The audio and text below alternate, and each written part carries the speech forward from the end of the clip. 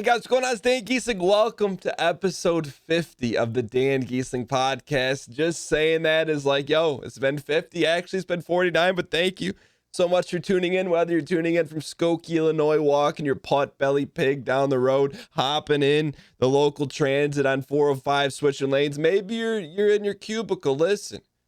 With your Beats by Dre headphones. Wherever you're listening at, thank you so much for tuning in. I appreciate it. Super excited to dial into this episode. This episode is gonna be an examination of conscience. I don't know what that means, but we're gonna be looking at what's been going on over the past 50 weeks, really the past couple weeks, and with Tyler, the editor, is going to be mad at me at that one because I moved away from the microphone. But we're going to be looking at what's been going on the past couple weeks and doing an update because things have been going really well. We're going to take a look at why they've been going well and what we can learn from them, and then what's not going well and what we can learn from that as well. My goal for you always for the podcast is that you walk away, maybe you're smiling, maybe you're laughing, maybe you learn something, but you get something from it. So with that being said, I want to talk about things that have been happening organically on the show, in the community, because I always feel like those are the best things, not things that are planned out or thought and then think, oh, this is going to be great. Just stuff that just happens. And when it happens, naturally, most of the time it works because it's just natural. And I think people like natural.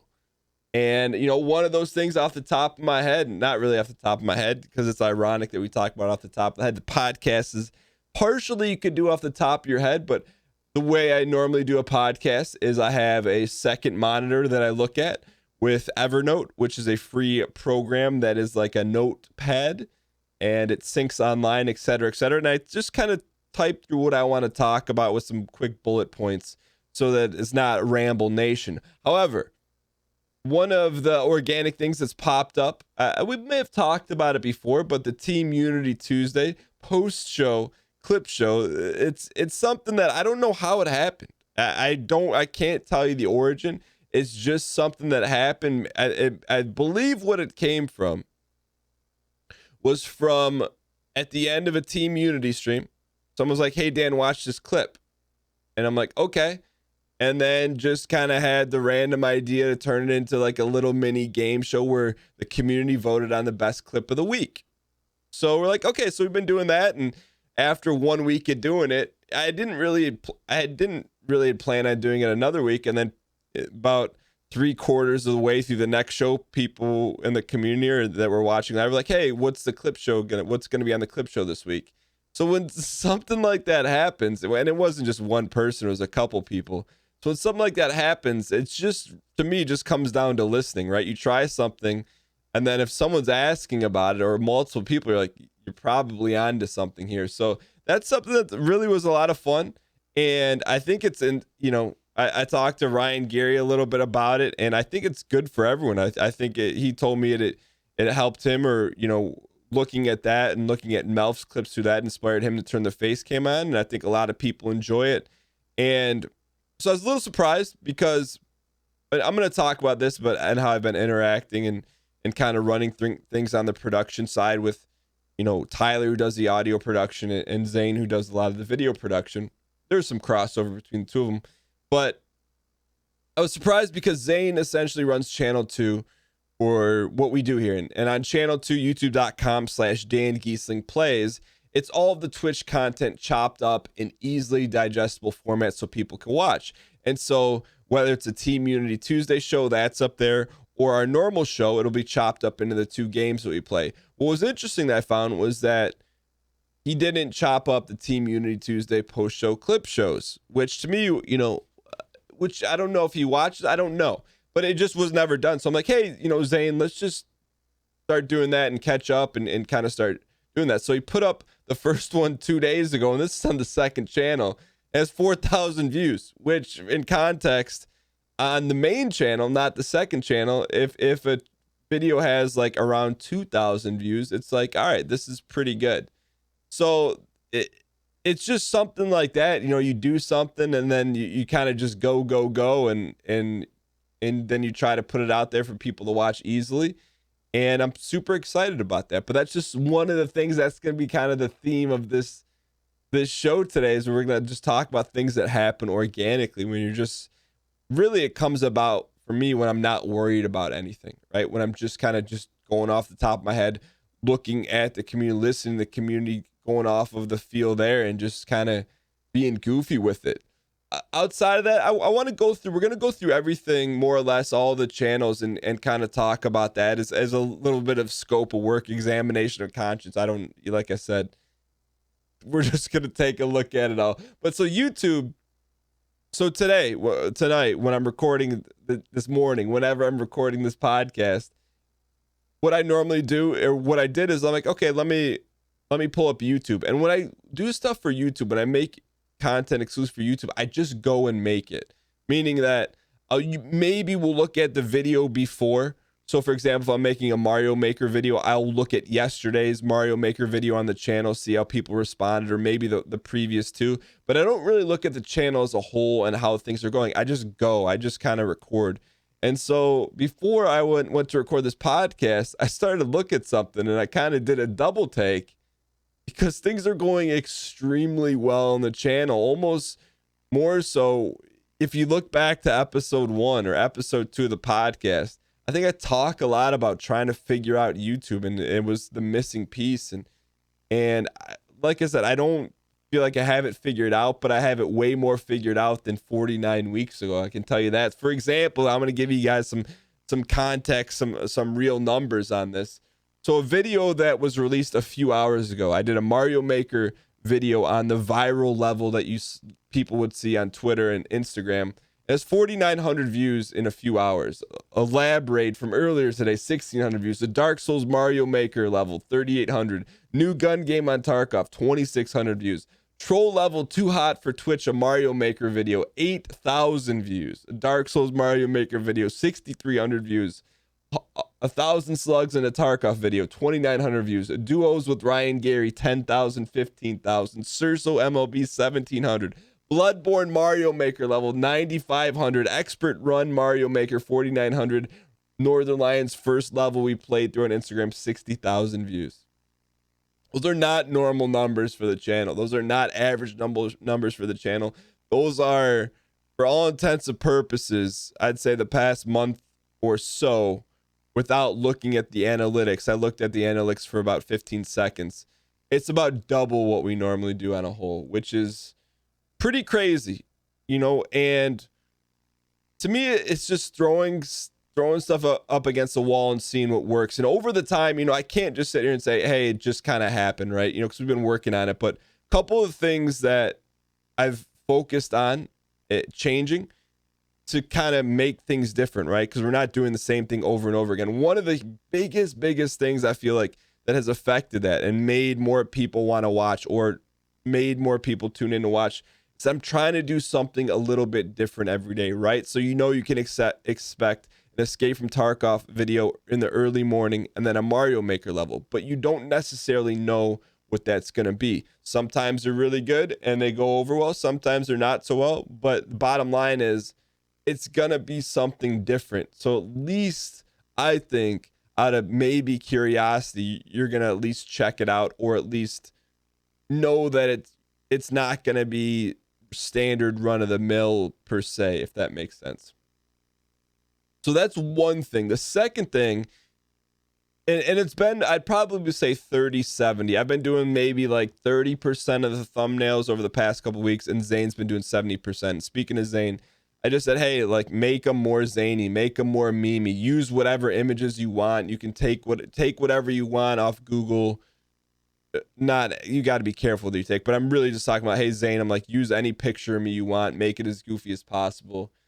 And I think that's helped. When people see a really unique thumbnail, I don't think anything I'm talking about is groundbreaking, but there are things that are working for the channel now that I don't think I've focused on enough, or I don't think I'd figured out, I don't want to say formula, but figuring out something that worked for the viewers of the channel. Another thing that I've really been trying to focus on as well was making shorter videos for a couple reasons. One, I feel that people are more likely to watch shorter videos just based on what's going on in the channel. I myself I am more likely to watch a shorter video on YouTube.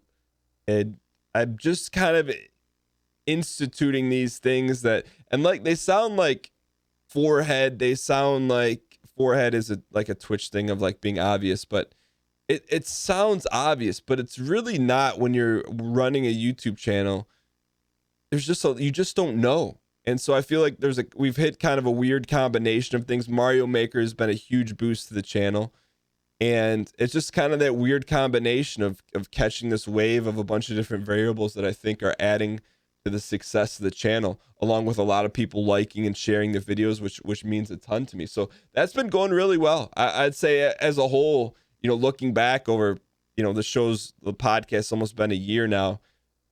I know that was an issue 49 weeks ago. And I don't want to say it's not an issue now, but it's much more figured out. So I'm really excited about that. Another thing on the Twitch side of things, the Twitch show's going very, very well. I'd say it's like solid stability and with like a little uptick of growth, which I'm excited about. And my thing with that is what I focus on daily is how do I make a better show? Not how do I convert or not how do I, it's just how do I make a better show each and every time, whether it's increasing something on production, focusing on something in the community.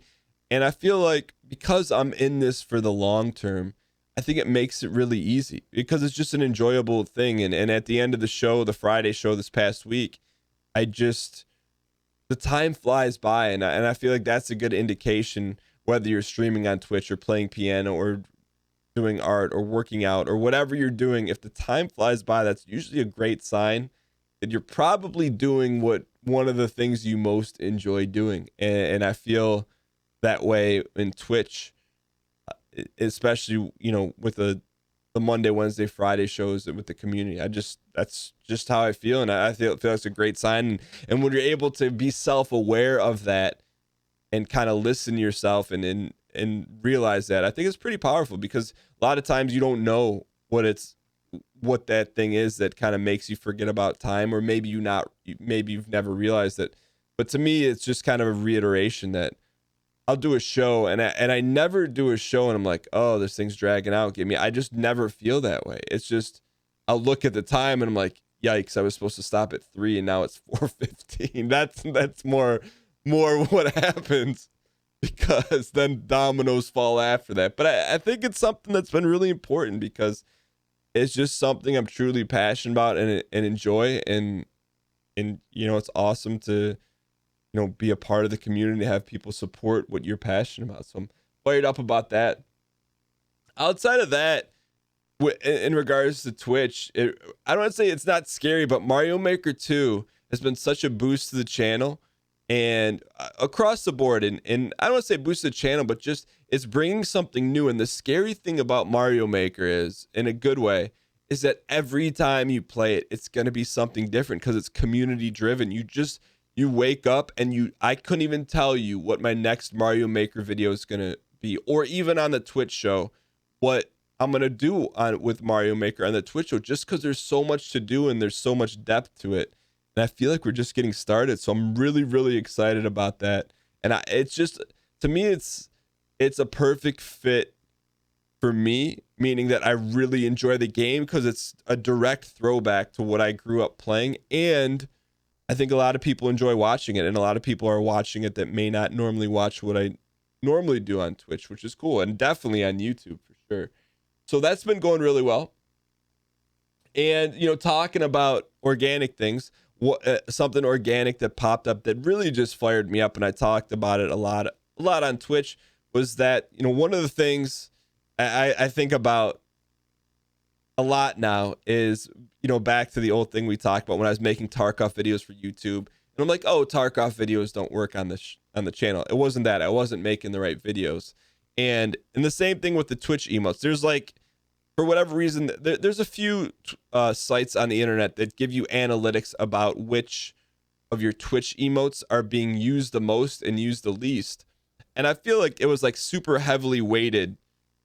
There may be like 5 or 6 of 20 Twitch emotes that are being used, and you as on the back end of the streaming platform, it will say, hey, you're only 100 brand new subscribers away from unlocking X amount of new emotes. And I'm like, oh, I'm excited, if we get the opportunity to hit that threshold and to put new emotes out there. And then I stopped and think, well, we have emote slots now that aren't really being used. I mean, they're filled, but they're not being used. So I've been a focus on that because I feel like it is, I don't want to say as small as it sounds, but because that's not how I feel, but maybe to the outside individual, or maybe if you don't watch Twitch, but the emojis that you get for the channel, I think are really important because if they're used and done well, they really help the show. Meaning that, like, when you see something, you relate it to either community or people feeling the same way or laughing or etc.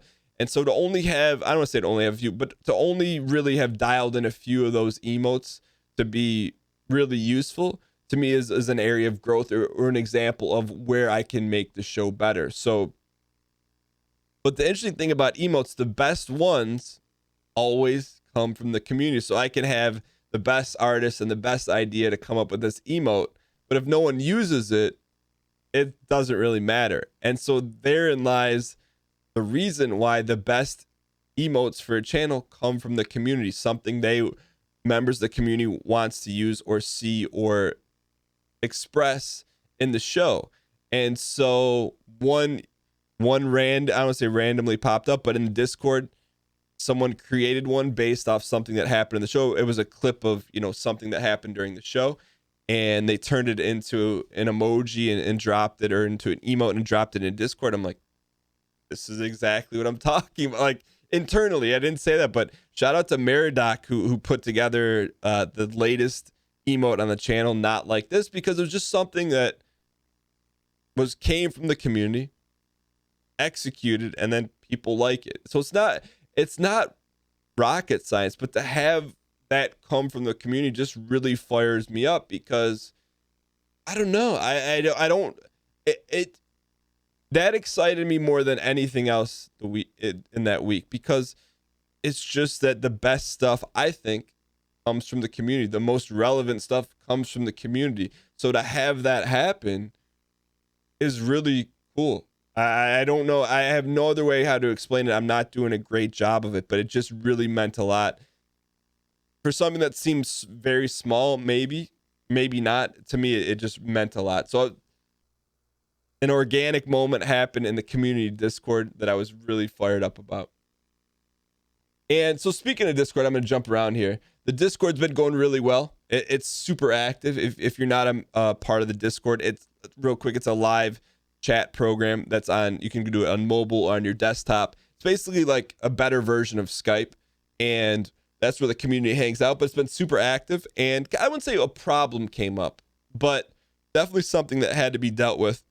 So within the Discord is an extension of the community, which is an extension of the show. So we keep things very clean and positive and lighthearted, and just a way to get away from things. So there's no political posts, no religious posts, nothing remotely divisive or anything like that. That's not the place for it. So we have, in one of the rooms in Discord, there's a meme room, right? So a room where you can post memes, to share with ones you think you're funny, et cetera, et cetera. And there started to be a few image posts or meme posts that were not politically one-sided or another, but had politicians in it. So it wasn't like, hey, one way or another, but it just kind of like, I saw them and I'm like, that's not really a place for it. Even though it wasn't one side, it was still like a political picture. And so I removed them, and then I talk about something organically. I was fired up to see there's a moderator room in Discord, and there was a really civil and smart discussion between all the moderators on how to handle that, because I'd mentioned them, hey, like, this is kind of going on, let's just keep an eye on it, but that's really it. I didn't really say anything beyond that, and they had a really smart discussion amongst themselves and kind of figured it out. So that's what I like, they figured out a way to handle it and just say, hey, look, if there's anything remotely like that, just remove it. And it didn't really take me to say anything, but they kind of already knew. So that, to me, is just another extension of the community of, having the right people in place and then just kind of getting out of the way. You know, the people that get it, that were members of the community that understand what it's about. So I was super fired up when I saw that happen. But another thing that's been going on too, I want to update you guys with. I talk about them in the podcast, I'd say fairly often, but Tyler, who's the audio producer, and Zane, the editor, but we meet once a week. Real quickly, we have on paper, it's supposed to be a 15-minute meeting. Everyone gets 5 minutes. They talk about what's going well, what's something that's not going well, or something needs improving, and then what's one thing I can help them get done, or one way I can help them.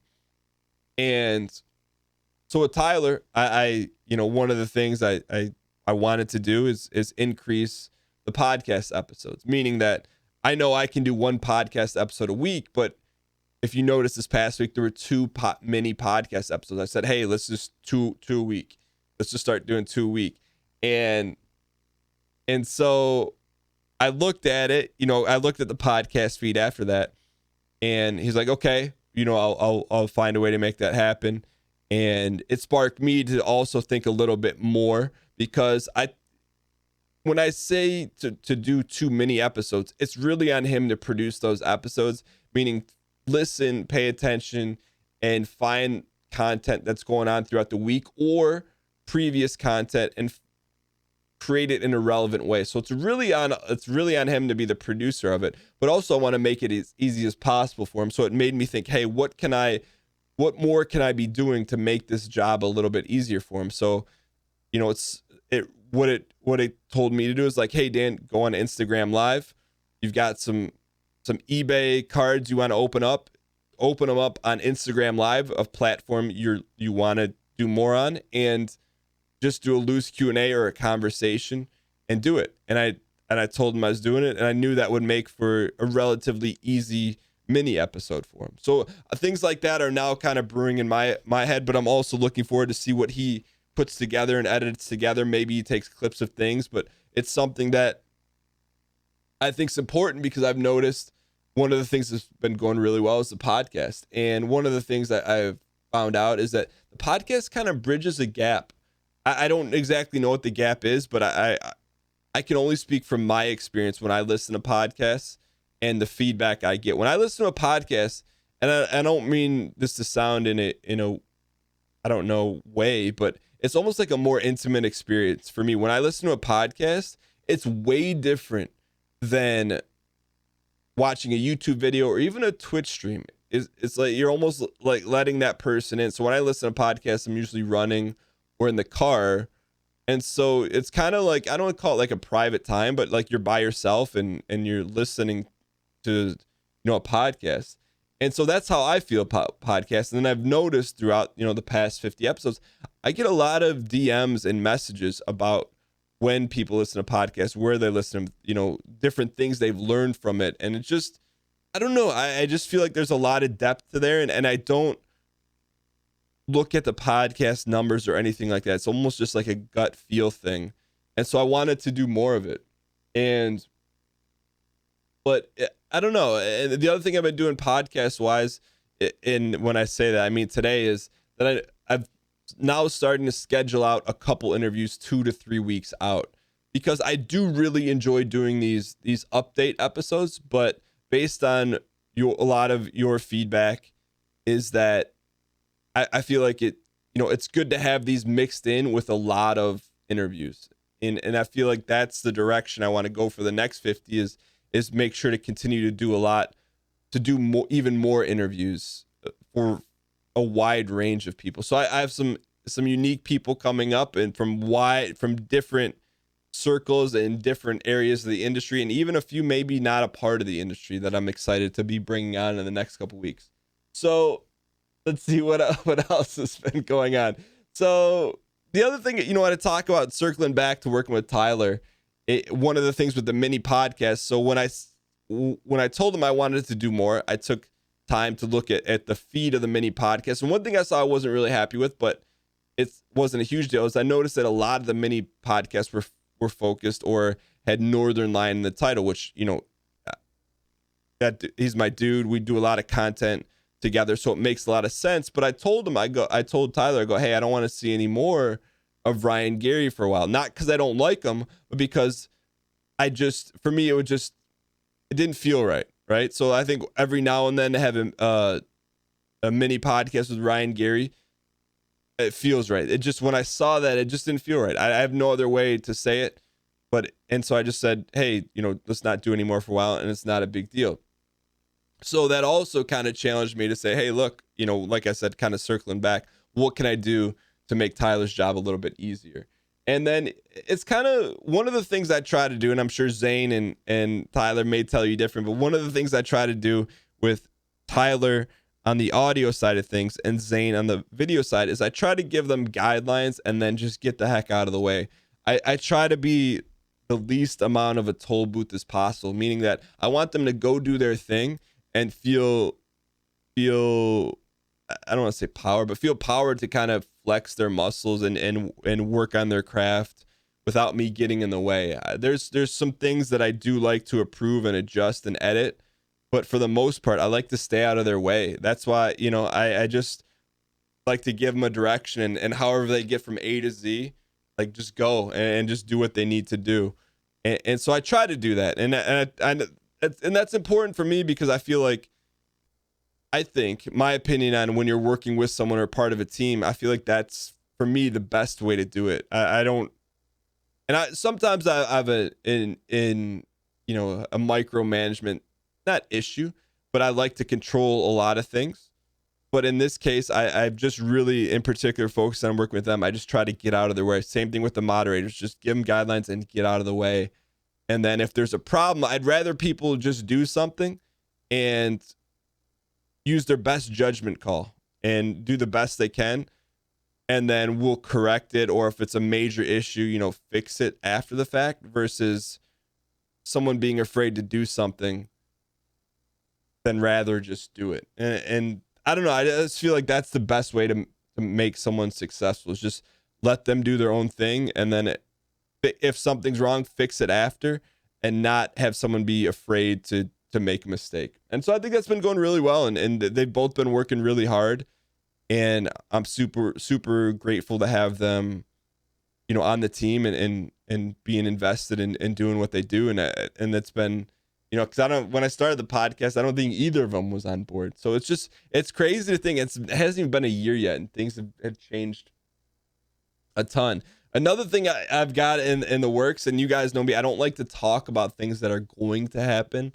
I'd rather just talk about things that have already happened and what I've learned from them. But one of the things, it sparked a month or so ago. I took a step back and I don't see a cohesive feel across the content that I have, meaning not from the content, but from a branding standpoint. I don't really have a set logo or a set stamp or set any kind of branding or font across the board. And because I'm doing this for the long term, I'm not doing this for a year or 2 years. I want to do this for as long as humanly possible. I want to have something that ties everything together, and I don't have that. So I reached out to a few designers, and I'm now working with one to create this branding. And the way I look at this is I'm putting all this time and there's no coherent feel to it. But what I've done is I'd rather do it this way. I'd rather just go and make things and then go back and fix it rather than waiting to start my channel until the branding is perfect. Like just go do it. And then as things go and you're in a position to maybe take some time and get a good designer, I'd rather do it that way because it goes, we talk about Ryan Gary. I just remember him and I always have this conversation more or less. It's like you can spend time planning and working on your branding and this and that, but your time is best spent making content and making things that people want to see. So I'm excited for it. And I'm excited for it because I think I've tried this in the past, but just things are different now. And there's like a better sense of how to brand it. And I'm really excited about the individual I'm working with. I think he's really talented. And I'm excited to be able from there, then kind of like the sky's the limit. Then we can start to offer like some merch and things like that. And I know we messed around with it in the past, but I have a feeling it's gonna be a good mix between what people want and also something that like I'll be excited to wear as well. And I say that like laughing, but that's really important. I want people to like it, but also I want to be able to wear it myself. And so I think it'll be interesting, and I'm excited to see how that goes. I don't think it's not gonna be done tomorrow, but it'll be done when it's done, and I'll have some community input on it as well. And I'm excited to do that and focus on that in the next, couple weeks and get that dialed in. So I'd say the major thing, the major thorn in my side right now, or something that I really need to focus on, and I think we've talked about this in the past before, is that my day to day is extremely frantic in terms of getting things done the day of. I'll go live and 10 minutes before the show starts, or I'll be doing YouTube videos an hour before they're supposed to be scheduled. And it's just really frantic. And the bottom line is, I guess, I feel like one of my strengths, I'm very self-aware, and with all this stuff going on, I feel like I waste time. I don't feel like I'm as efficient as I can be. And so what I'm trying to do in that is just plan a little bit more, meaning that I'll just come to the office, I'll sit down and I'll go, but I will waste some time sitting at the computer just thinking, okay, hey, what am I going to make next? Versus I don't like sitting and planning every hour of every minute of every day, but at least spending 15 minutes planning the next day has been super helpful.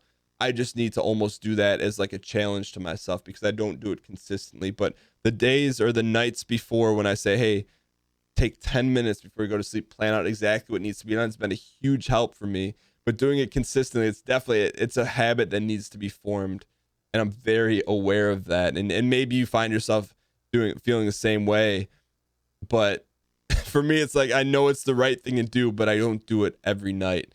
So it's just like anything else, takes time. But I think I'm kind of at the point now where I'm redlining. Like if what I do is a car engine, I'm redlining, and I got to be careful because I want to keep things going. Things are going so well, but that's, to me right now, is the missing piece. And to kind of give you some context of what I mean by that, like when I go to sit down and do a Tarkov video, like sometimes I have no idea what I'm going to do, versus I'll have a week like this week where I spent some time on Sunday and said, okay, hey, Monday I want it to be a gun game video. Tuesday I want it to be a Doom type video. Wednesday I'll do another gun game. At least just doing that, it really takes a little bit of the thinking work out of it. And the best way I can describe it is, if you were to look at my closet, you see it. A small handful of black shirts and a small handful of red shirts, some shorts and some pants. So when I go into my closet in the morning, I take a shirt, I take shorts, I don't think about it. And I almost want to approach my content in that way as well. Not so much as that, because we talk about doing something different every day, but at least knowing, hey, if this day is going to be a different video, know the day before, start thinking about some ideas and how you want to make it different, or spend some time in the comments and interact there and see what people want to see. So that being said, I don't think about it in this terms, but in 50 weeks, a lot has changed. And I think it's funny to see. And I feel like it's that in anything. If you, like I said, and we're just getting started. It's so early on. And I know I've been involved in YouTube and Twitch since late 2011, 2012, late 2012. It just feels like we're getting started. And just to think how far we've come, things have come in the past year. I just want to thank you guys for all the support, whether you watch the YouTube videos or you just listen to the podcast or just watch Twitch or whatever it is you do, or you're part of the Discord.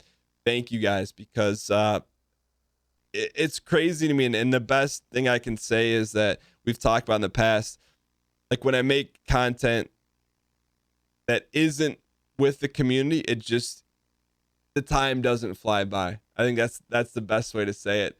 And so thank you guys for being a part of the community, for supporting, and it just means a lot to me. So I hope you guys have a great week. Next Monday, 6 a.m. Eastern Standard Time, will be an interview, and I'm excited for this individual to come on the podcast. But thank you guys so much for tuning in, and I hope you guys have a great week, and I will see you guys next week.